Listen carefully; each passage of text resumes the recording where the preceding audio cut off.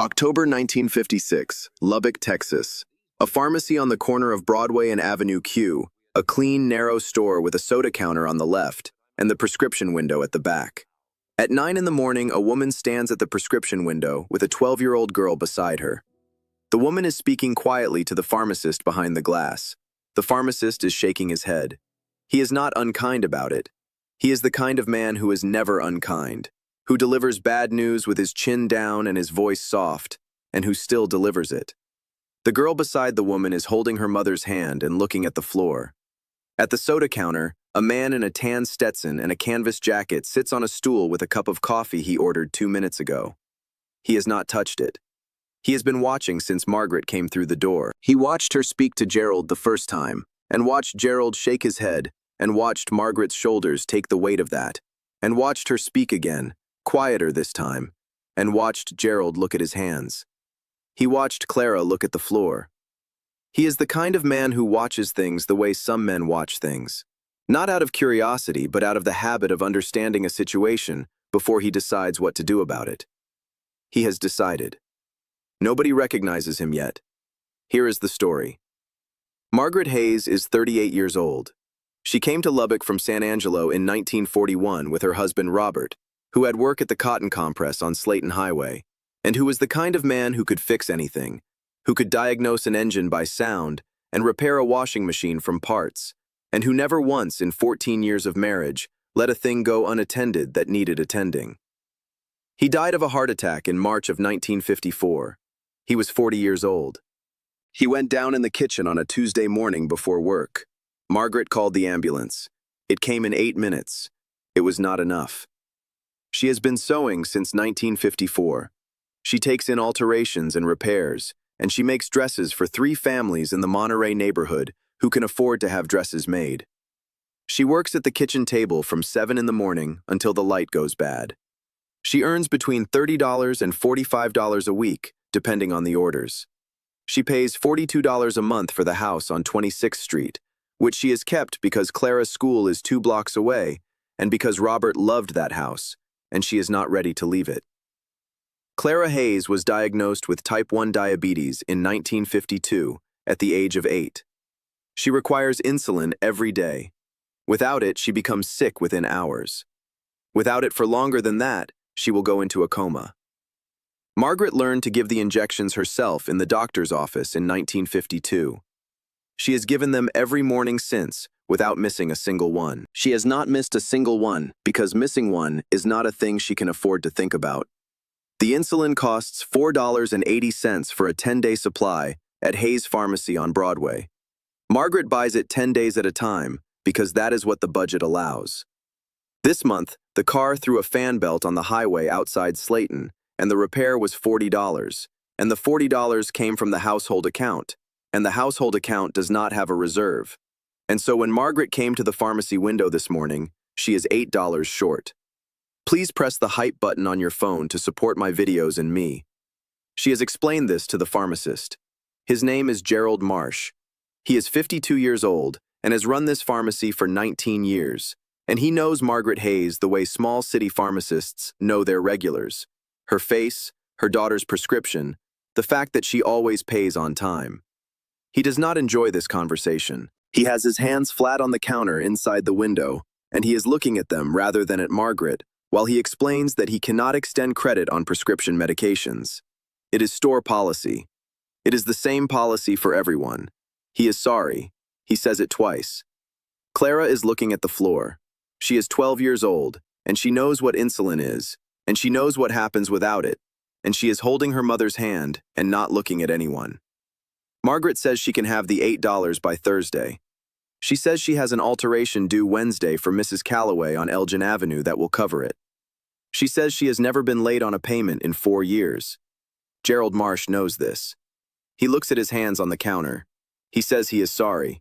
He says his hands are tied. The man at the soda counter sets his coffee cup down. He gets up from the stool. He has been watching Clara for the last 2 minutes more than he has been watching Margaret or Gerald. He has been watching the way the girl is standing, the stillness of her, the practiced stillness of a child who has learned to be very quiet in situations she cannot control. He has watched her not look up. He has watched her hold her mother's hand without squeezing it. He has watched her be 12 years old and manage it with more composure than most adults manage anything. He walks to the prescription window. He stops beside Margaret and Clara. He looks at the prescription slip on the counter between Margaret and the pharmacist's window. He looks at Gerald Marsh. "What's the shortage?" Gerald Marsh looks at him.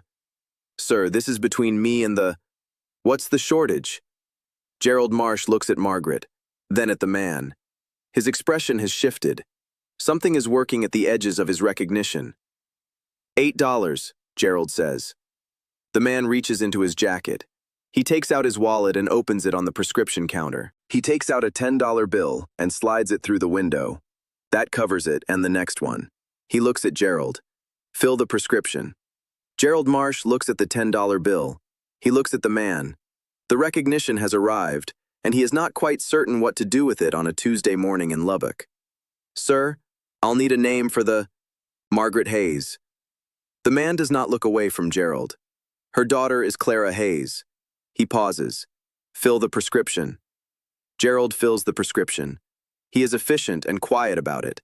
He slides the insulin and the change back through the window. $2 even. He looks at the man. Then he looks at Clara. He has been the pharmacist for this family for 4 years. He knows Clara's dosage the way he knows all his regulars' dosages. He looks at her the way a man looks at something he came very close to getting wrong. The man looks at the $2. "You keep that," he says. "Put it toward the next one." He turns from the window. Margaret is looking at him. She has the insulin in her hand. Clara is looking at him. Clara has let go of her mother's hand. "Where are you watching from? Drop your state in the comments. I want to see how far this story reaches. Mr. Margaret's voice is steady. She has the voice of a woman who has had to be steady for 2 years and has gotten very good at it. "I will pay you back. I have an alteration due Wednesday. $8, I'll bring it here by Thursday." The man looks at her. He looks at Clara beside her.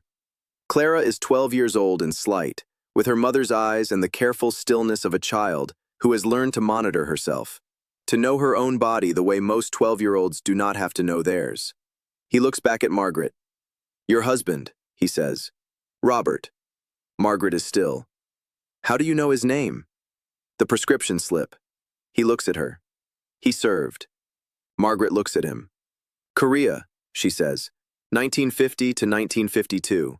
He came home. She says it the way she always says it, grateful and precise, because Robert came home when others did not, and she has never stopped being grateful for that, even though he died in a kitchen on a Tuesday morning at 40 years old. "He came home," she says again, "and then he died here." The man is quiet for a moment. He looks at Clara. He looks at the insulin in Margaret's hand. "Robert spent 2 years making sure people like Clara could grow up in a country worth growing up in," he says. "The least that country can do is make sure Clara grows up." He closes his wallet. It's not charity. It's a debt that's been sitting here since 1952, waiting for someone to notice it. He goes back to the soda counter. He sits down. He picks up his coffee. He drinks it slowly. He does not look back at the prescription window. Behind the prescription window, Gerald Marsh is standing very still. He has recognized the face. He has recognized it since the second sentence. He has been running this pharmacy for 19 years, and he has never had this particular morning before. He looks at the $10 bill and the $2 change sitting on his counter. He looks at the card he has just written. He looks at the prescription slip with Margaret Hayes' name on it. He picks up the card and slides it through the window. "Margaret Hayes." Gerald says it quietly. She turns. Gerald slides the card through the window. It is a small card with the pharmacy name printed at the top and his handwriting below it. Hayes account. Standing order. Clara Hayes insulin. Billed monthly. Credit authorized. He does not explain who authorized it. He goes to the back of the pharmacy without explaining anything. Margaret stands at the window holding the card. Then she takes Clara's hand and walks toward the soda counter. She stops beside the man. He looks up from his coffee. "I need to know who you are," she says. "Not to pay you back," she pauses, "so I can tell Clara. When she's older, so she knows what this looked like." The man looks at Clara. Clara is looking at him with the direct, unblinking attention of a 12-year-old who has decided this is important. He picks up his Stetson from the stool. He puts it on. He looks at Clara. Clara looks back at him. She is 12 years old, and she looks at him the way she has looked at things her whole life, directly and without flinching, the way a child looks at something when they have decided it is important and they want to remember it accurately. "Tell her a man came through Lubbock on his way somewhere else," he says, "and that her father would have done the same for somebody else's daughter." He looks at her for a moment longer, this 12-year-old girl with her mother's steadiness and her father's eyes. Then he stands up from the stool. He leaves $2 on the counter for the coffee and the stool. Then he walks out through the front door onto Broadway and turns west and does not look back. He walks the half block to where his car is parked. He gets in. He sits for a moment with his hands on the wheel before he starts the engine. Then he starts it and pulls out onto Broadway and heads west toward New Mexico and does not mention stopping to anyone. The pharmacy goes very quiet. The soda counter man, who has been watching the whole thing from his stool at the far end, goes back to his newspaper. Gerald Marsh is still in the back. The front of the store is just Margaret and Clara, and the door swinging slowly on its hinges, and the Broadway morning light coming through the glass. Clara watches the door. Then she looks at the soda counter where the man was sitting. The coffee cup is still there, the $2. The stool is slightly turned from where he got up from it. She looks at these things the way 12-year-olds look at things they are filing away. "Who was that?" she says. Margaret looks at the door. She is working something out. She looks at the pharmacy card in her hand. She looks at her daughter. "I'm not sure yet," she says, "but I'm going to find out." She finds out an hour later from Mrs. Calloway on Elgin Avenue, whose alteration Margaret delivers early because she needs to be moving, needs to be doing something with her hands. Mrs. Calloway had been in the pharmacy that morning buying aspirin and had been 2 aisles over the whole time and had recognized the face from the first word. She tells Margaret in the hallway of her house on Elgin, holding the altered dress in both hands, and her voice has the quality of a person delivering news they know is going to take a moment to land. Margaret stands in Mrs. Calloway's hallway and lets it land. She thinks about what he said. It's not charity. It's a debt that's been sitting here since 1952, waiting for someone to notice it.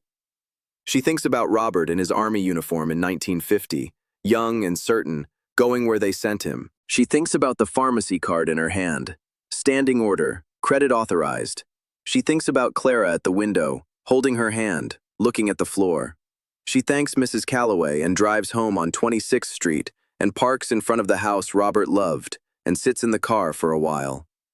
The October Lubbock sky is flat and pale above the roof lines. She thinks about what the man said. It's a debt that's been sitting here since 1952, waiting for someone to notice it. She thinks about Robert noticing things. He was a man who noticed. He noticed when a neighbor's car made a sound it shouldn't, and he stopped and fixed it without being asked. He noticed Clara's first symptoms before the doctor did. He noticed, and he acted. That was the whole of him. She goes inside and makes supper. Clara comes home from school at 3:30. After supper, when Clara is at the kitchen table doing homework, Margaret sets the pharmacy card on the table between them and tells her what she found out. Clara listens without interrupting. She looks at the card. "He said Dad would have," she says. Margaret looks at her daughter. "Yes," she says, "he did." Clara looks at the card for another moment. Then she goes back to her homework. She is 12 years old, and she has her mother's steadiness, and she will spend the rest of her life putting it to use. Clara Hayes managed her diabetes every day of her life with the precision her mother had taught her. She tested, she injected, she tracked, she adjusted. She was never cavalier about it, and she was never afraid of it.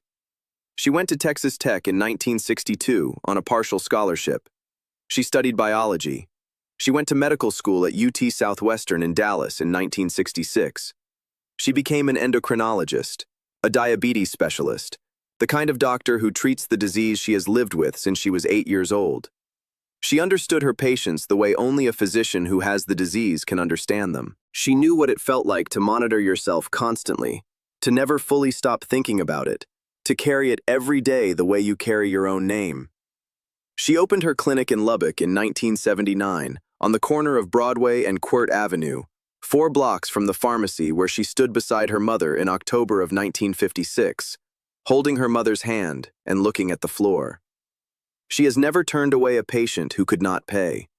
She has a policy about it that she wrote herself and posted in the waiting room. It is 1 sentence long. It says, "No one leaves this clinic without their medication." John Wayne drove on from Lubbock that October morning and did not speak of the pharmacy on Broadway to any reporter or writer. He was passing through on his way to a location scout in New Mexico. He arrived 3 hours later than expected and did not explain why. Margaret Hayes lived in the house on 26th Street until 1981. She kept Robert's tools in the garage, organized exactly as he had left them. She died in 1984. Clara cleared the house herself. In the kitchen drawer, she found 3 things: a photograph of Robert in his Army uniform, 1950, the small pharmacy card with Gerald Marsh's handwriting, Hayes account, standing order, credit authorized, and a bill of sale for the house on 26th Street, paid in full 1962, Robert's name still on it. Clara kept all 3. The pharmacy card is framed on the wall of her clinic on Broadway, beside the window that faces the street. Below it, in Clara's handwriting on a small card, 4 words: "He said Dad would have." The morning light comes through that clinic window every day and crosses the framed pharmacy card on the wall. It stays for a while. Then it moves on. Outside on Broadway, Lubbock goes about its business. The pharmacy on the corner is a different business now, but the building is the same building, and the corner is the same corner. And every morning when Clara unlocks the clinic and turns the lights on, she can see it from the window. If this story reached you, do me a favor, pass it on. Share it with a veteran's family in your life. There are more stories coming.